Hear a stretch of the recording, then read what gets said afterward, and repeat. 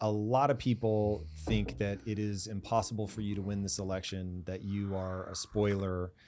What are your best kill shots for Trump and Biden?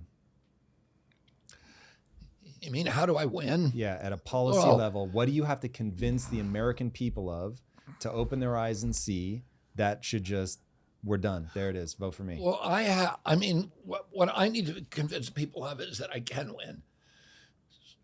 Because if I can win, if they think I can win, that I will win. Because all of the polls show that they want to vote for me, but they're not voting for me out of fear, because they think if they vote for me, Biden's going to get elected and the Republic's going to be over, or Trump's going to get elected. But if in terms of favorability, I beat both of them in every poll.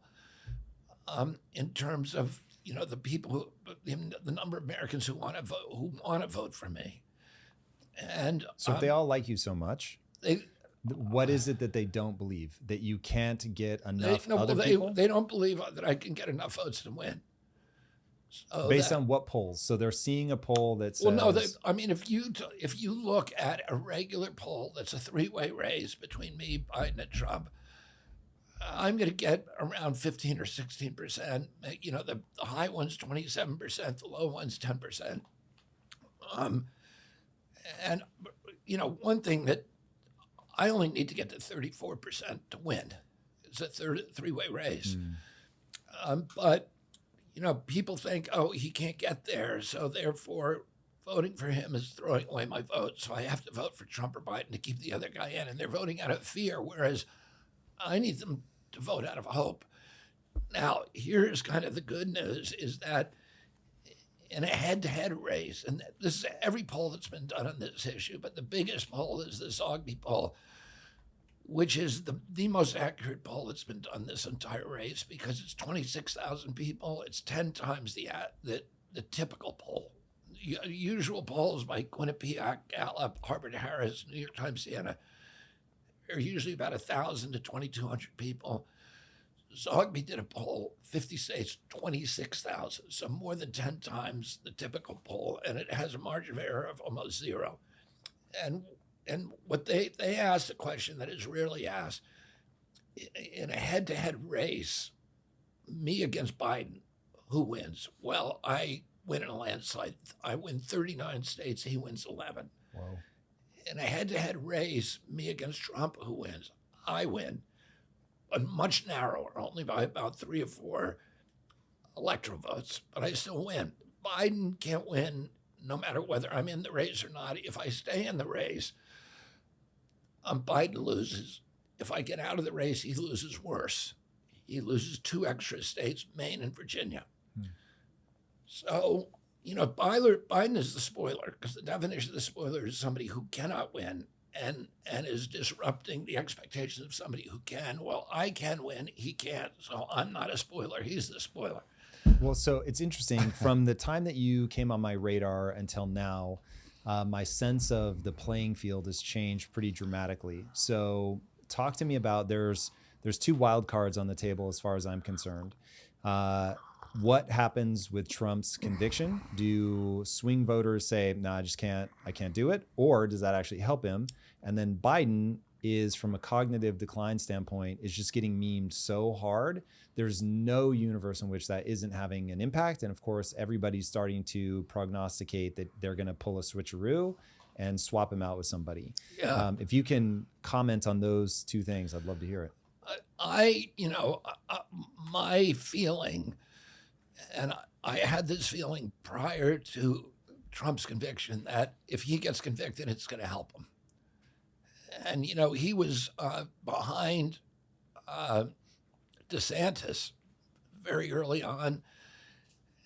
And as soon as they filed the lawsuits against him, he was 15 points behind DeSantis. As soon as they filed the lawsuits, he pulled ahead. The Democrats are stupid. The DNC is a very stupid group of people, and they make very, very big strategic blunders. And one of their strategic blunders was to bet all of their chips on President Biden and not just have a primary where they chose the best candidate to beat Donald Trump. Instead it shows a candidate who has all of these very, very clear cognitive deficits. And, Americans, you look at President Biden, I worry. Every time I see him on TV, I think all of us, it's like watching your 5-year-old play on a jungle gym for the first time. You're like, oh my God, I hope, he doesn't fall or something. But the bad part of it is, if you look at this man, and we're right closer now to nuclear exchange than at any time since 1962.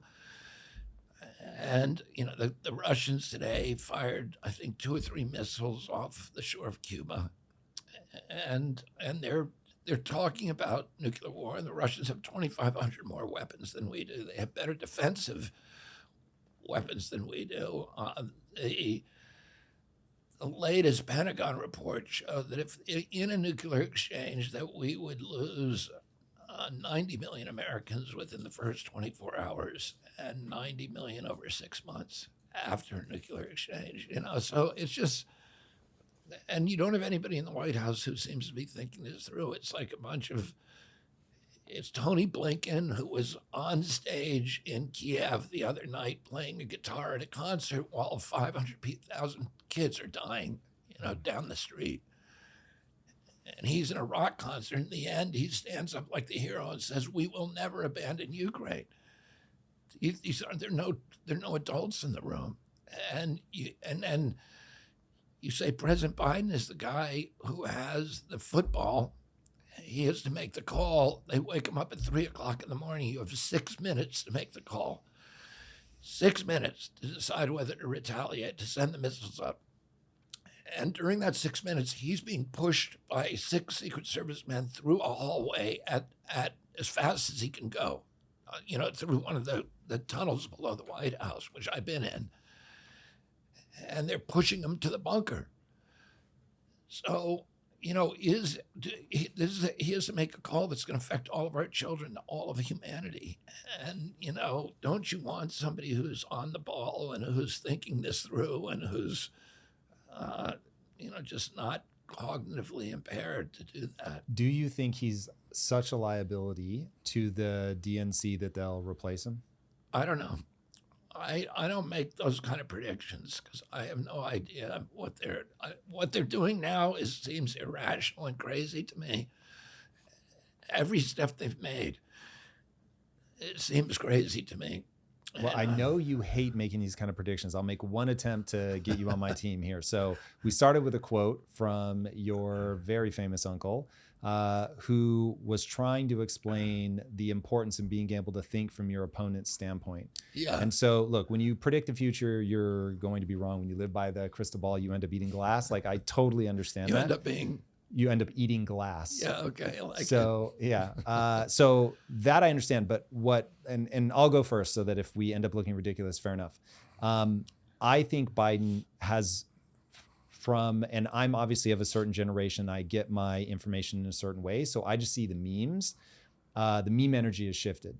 And seeing the mainstream media shift, one of 2 paths is before us. Either they are so cynical that they want him to get reelected, and they want him to get reelected so that he's just a face and that whoever they are controlling everything.